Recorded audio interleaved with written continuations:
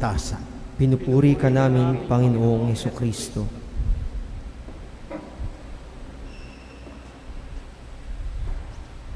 Sino raw ako ayon sa mga tao? Who do you say that I am? Ito yung mga tao nung panahon ni Jesus, panahon ni na San Pedro, saka ng mga apostole.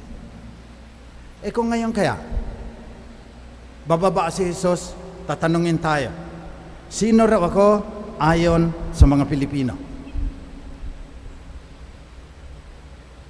Ginawa ko yan. Tinanong ko yung mga Pilipino, sino si Kristo para sa inyo? Libo ang na-interview. 3.5 plus or minus margin of error. May Tau coefficient of correlation, may Pearson's coefficient of correlation, pinadaan sa IBM 370. Ganito po kakapal yung, kasi noon yan yung may mga butas-butas pa eh. Para masagot ko lang, na scientific, na systematic. Pasalamat ako sa SBD, binigyan ako ng $10,000 para gagawin yung survey. Para masagot ko. Hindi basta-basta lang, mga survey ngayon na kalukuhan eh. Hindi man lang nakapag-aral ng statistics. Hindi representative. Panluloko lang. So, libo ang na-interview. Pagkatapos, pinopularize ko, sinulat ko, sana mapalabas sa screen, The Christology of the Inarticulate, an inquiry into the Filipino understanding of Jesus the Christ. Inquiry. Book of the Year yan noong 1988. Required reading yan sa 3 seminaryo at 2 university sa Amerika. Hindi ko pinagyayabang. Okay, pagyayabang na nga. Pero ang ibig ko talagang sasabihin na hindi alam. Hindi nababasa ng mga seminarista sa seminaryo. Kaya nais kong ipaliwanag ngayon. Tinitignan ko na yung mabuti may malaking clock doon sa ano eh.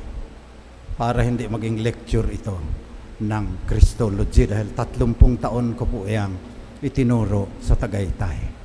Daan-daang mga seminarista. Sino si Kristo para sa mga Pilipino? Bago natin pag-usapan yan, yung ano ang pananampalataya ng mga Pilipino tungkol kay Kristo. Tignan muna natin ang pananampalataya. Gamitan muna natin ng sociology of religion, psychology of religion, at sila, binabalangkas nila, may 5 antas ang pananampalataya. Maski anong pananampalataya, kay Kristo, kay Muhammad, kay Krishna, maski ano pang, basta, ang pananampalataya ay may 5 antas. Ang una po nito, tinatawag niyang ideological dimension. Ito yung higpit ng kapit mo sa iyong pananampalataya. Gaya ni San Lorenzo Ruiz, ang higpit ng kapit sa kaniyang pananampalataya kay Kristo, kahit ibinitin na patiwarik, naging martir, hindi niya iniwanan. Ang tindi ng kaniyang ideological dimension ng kaniyang pananampalataya. Ang pangalawa naman ay ang experiential dimension. Sa ideological, yung mga Katoliko sarado, yan sila. At kadalasan, yung mga Katoliko sarado, malakas din sa experiential. Noon, sa Smoky Mountain, Parish of the Risen Christ kami. Kaya Easter ang aming kapistahan. Yung ati-atihan drums, ang dami niyan. Tapos, salubong. Nakikita ako, nawawala sa sarili yung mga tao na nagsasayaw doon. Sinasayaw nila, ang bigat-bigat ng andas, sinasayaw nila yan. Experiential yan. Tinanong ko yung isang scavenger ito, halos hindi marunong bumasa at sumula. Anong nararamdaman mo pag sinasayaw na ninyo yung andas ng Panginoong muling nabuhay? Sabi niya, hindi ko makalimutan. yung kanyang kamalayan daw, yung lumalawak, saklawdan niya yung buong San Sinukob. Meron galing sa isang scavenger, karanasan niya yan, experiential yan. Yung mga seminarista, 10 taon sa ano yan, baka hindi pa experience ng gano'n. So, pangalawang antas ng pananampalataya, experience yan. Ang pangatlong antas ay yung practice. Dito, medyo mahina na ang mga Pilipino rito. Yung sabi sa second reading, pananampalataya mo, walang mabuting gawa, baliwalaya, patayan. Sabi ni Santiago, kalawang kabanata. Faith without good works is dead.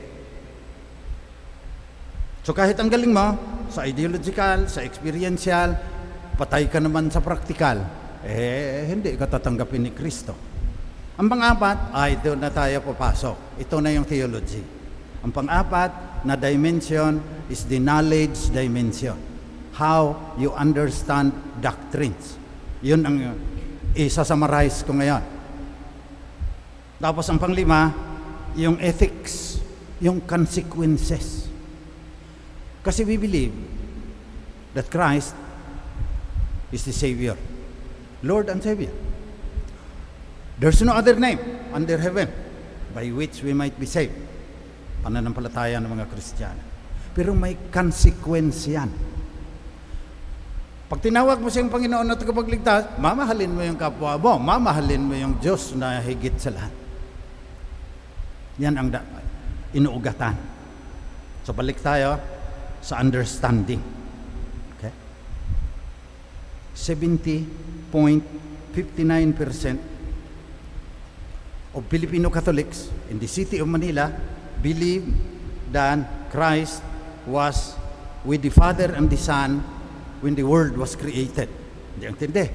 Pero hindi pumasa, 70.59 pa lang eh. Mayroon pa rin 29.29% na nagsasabi na hindi. Kasi marami, ang tingin nila nilikha si Jesus. Nilikha muna ng Diyos ang mundo, tapos nilikha niya si Jesus. Second century heresy yan. Yung pangalang Jesus, 36.4, tagapagligtas, 23.6, Panginoon, 22%, makapangyarihan, 17.1%, Diyos. Kristo, ito yung nasa Ebanghelyo ngayon. Siya ang Mesiyas, 18.4%. Siya ang Hari, 28%. Tagapagligtas, yung 44%. Pinahiran ng lana, anointed, yun talaga ang literal meaning, 7.6%. Panginoon, anong papasok sa isip mo? Tanong doon sa mga libong in-interview. 3.5 plus or minus margin of error. Anong pumapasok sa isip mo pag narinig mo ang salitang Panginoon? 59.15% yung Diyos Ama, 20.8% yung Diyos Anak, 13.2% si Maria, 5.1% yung banal na Espiritu. Anak ng Diyos, dito, halos perfect ang mga Pilipino dito. Si Jesus, anak ng Diyos, 98.81%. Tanong mo ngayon, anong ibig sabihin na siya anak ng Diyos? 55.2%, kaisa siya sa pagka-Diyos ng Ama. Yan yung doktrina. Mababa siya sa Ama dahil anak lang siya. Filipino culture yan, 21.2%. Ngayon, dito tayo. Dambana ng banal na diwa. Pero ang opisyal, salita. Sa simula ay ang salita, at ang salita ay nasa Diyos, at ang salita ay Diyos. Yan yung mababasa mo. Sinabi ko sa aking dissertation, hindi tama yan. Mas angkop ang diwa. Pero, ang mga tao, si Jesus, salitaan ng Diyos, 24.9%. Si Jesus, diwaan ng Diyos, 16.6%. At least may 16.6% naman. Larawan, 40.6%. He is the image of the invisible God. nasa letters ni St. Paul yan. Merong naniniwala na si Jesus, maliligtas tayo kahit siya tao lang. Ito yung madaling mag-iglesia ni Kristo, 64.31%. The Father is more powerful than Christ, 55.53% said yes. The Christ is only similar to the Father, 47.89%. Christ is only adopted by the Father, 15.28%. At ang pinakamatindi na result ng survey ay papiliin mo sila. Ang Diyos Anak ay blank ng Diyos Ama. Nilikha, nilalang, ginawa, inianak. 70.15% pag isahin mo yung nilikha, ginawa, nilalang. Ang dami. Inianak is the official translation ng bigatin. 8.9% lang ng mga Katoliko sa City of Manila ang nakakaalam sa tunay na turo ng simbahan.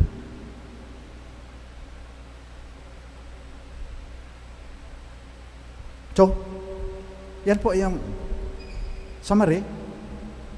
Noong tinanong ko,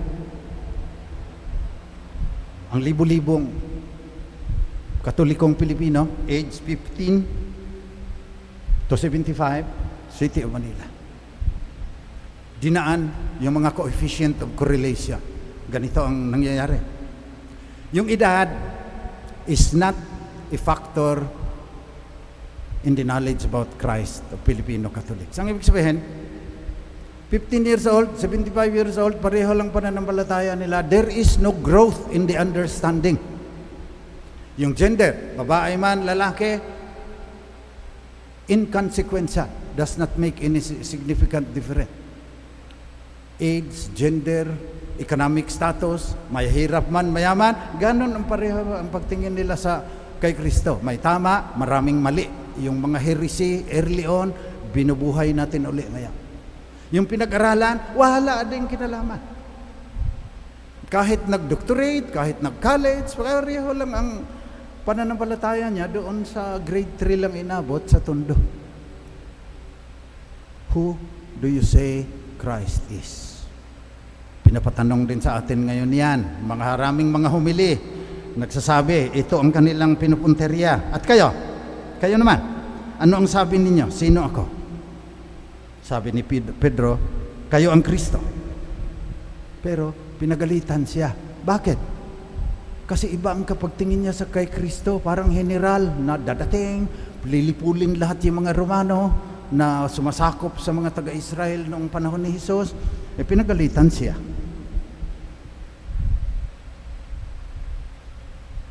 Lumayo ka, Satanas. Ang iniisip mo, hindi sa Diyos, kundi sa tao. Sapagkat sa unang pagbasa, ang tagapagligtas ay Ebed Yahweh sa Hebrew. Ang ibig sabihin niyan, the suffering servant of Yahweh. Di ang tindi.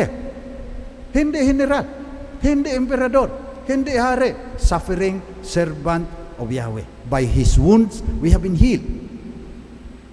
O may mga Kristiyano, ang para sa kanila si Kristo, gospel of prosperity. Tanggapin mo siya na tagapagligtas, yayaman ka. Nawala na yung cross. Yung iba naman, puro cross na lang, wala na yung evangelization ng lipunan. Ora et labora dapat yan. So, hindi ko napakahabain pa dahil mahaba na. Pero, very interesting. Ang implications kasi ang importante.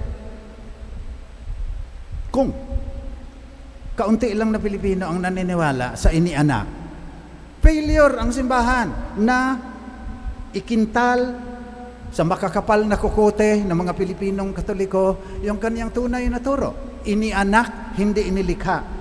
Kasi nagmamadali rin tayo, ang ating pananampalataya, hindi yung Nicene Creed, yung short form. Sa longer form, andon, kaisa sa pagka-Diyos ng Ama, homoousios consubstantia. Inianak, hindi inilikha. Nilikha pa rin ang sabi ng mga Pilipino Katolik. So kayo, mga magulang, ituro ninyo yung tama. Problema lang, kung hindi rin ninyo alam ang tama, ay magpapatuloy yung mga kamalian na sino ba si Kristo para sa inyo. So yun ang ating panalangin sa misang ito. Kasi convergent yung 5 dimensions of religion eh. Mali ka doon sa isa, sa doctrine, mali ka na doon sa practice. Napakahabang talakayan yan, kayo na ang magdilay-nilay. May kinalaman yan. Bakit ang daming nagda-drop out? Milyon-milyon. Na kaunti lang pumupunta sa ALS. May kinalaman yan. Bakit may mga tao na hindi nagmamask, hindi naghuhugas ng kamay dahil pinaliguan na raw sila sa dugo ni Kristo.